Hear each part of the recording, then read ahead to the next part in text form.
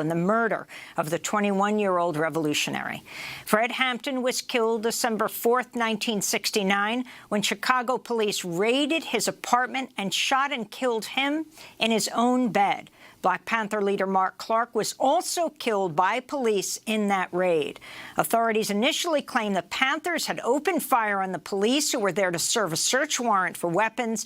Evidence later emerged that told a very different story. The FBI, the Cook County State's Attorney's Office, and Chicago police had conspired to assassinate Fred Hampton. Now, several hundred pages of FBI memos and reports obtained by historian and writer Aaron Leonard through a Freedom of Information Act request document that the director of the FBI's Domestic Intelligence Division, William Sullivan, and the head of the extremist section of the Domestic Intelligence Division, George Moore, both played key roles in planning the raid and the cover-up that followed. For more on what these documents say, we're joined by Flint Taylor and Jeff Haas, founding members of the People's Law Office in Chicago, who are the lead lawyers in the landmark Fred Hampton and Mark Clark civil rights case. Their new piece for Truth Out is headlined, "New Documents Suggest J. Edgar Hoover Was Involved in Fred Hampton's Murder." Jeff Haas, let's begin with you. You wrote a book about Fred Hampton. Talk about what these new documents show and what you see as the smoking gun of J. Edgar Hoover's direct involvement. Thank you, Amy. Well, first of all, it's 51 years after the incident and 40-some years after the trial. We had never gotten these documents before. But what they showed was that Hoover and Sullivan and Moore were following Roy Mitchell, a special agent in charge, very closely with regard to O'Neill. And they were complimenting him and rewarding him from the moment he gave the information and the floor plan to Special Agent Mitchell. They were congratulating Mitchell on what a wonderful job he did with this informant. Of course, Mitchell got the floor plan, gave it to Hanrahan's police, and that's what led to the raid. The floor plan even showed the bed where Hampton and Johnson would be sleeping. So we knew much of this. We knew O'Neill had gotten a bonus. We never knew Mitchell got a bonus. And we never knew that Hoover and Sullivan and Moore were starting to watch this in November, 10 days before it happened. They were monitoring exactly what went on. And so it was approved at the highest level.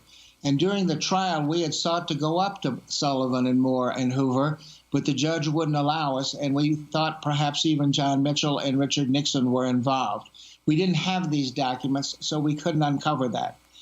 This also shows that after the raid, the head of the FBI in Chicago met with and congratulated the informant O'Neill, thanked him for his information, which led to the success of the raid. What's also interesting is 51 years later, these documents still have redactions.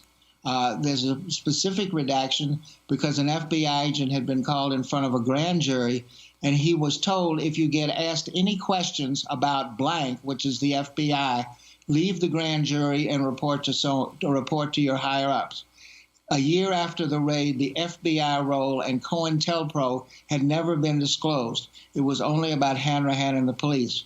So it took us 13 years to uncover that it was COINTELPRO, a program whose objective was disrupt, destroy, and neutralize the Panthers, and specifically prevent the rise of a black messiah like Fred Hampton, who could unify and electrify the masses. It was this FBI program that led to the passing of the floor plan and the 90 shots, and Fred Hampton executed in his bed at 2:30 in the morning on December 4th. Now, Jeff, the documents also seem to indicate that there was a plan to cover up the FBI's involvement in the raid. Could you talk about that aspect of what you've uncovered? Yes. At the grand jury, this was a special state grand jury, because the black community was so outraged and there was a lot of pressure, they called a special grand jury.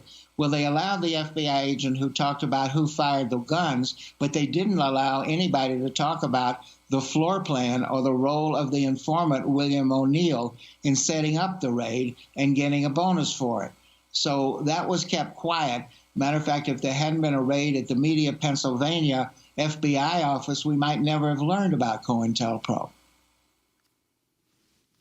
And in terms of why it's taken so long and there's still redactions on some of these documents, I mean, there's the assassination of President Kennedy. There have been documents released from that, and here we have one radical revolutionary in Chicago, and it's taken so long just to get information about what actually happened.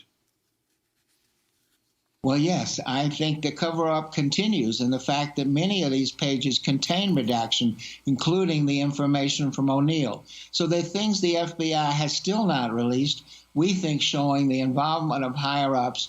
We do have a continuous rewarding of the Special Agent Roy Mitchell, referring to the success of the raid, how the raid was critical to the role of the FBI.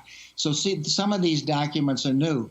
But for the next year, Roy Mitchell got congratulated for how well he had handled O'Neill and how important the information had gotten.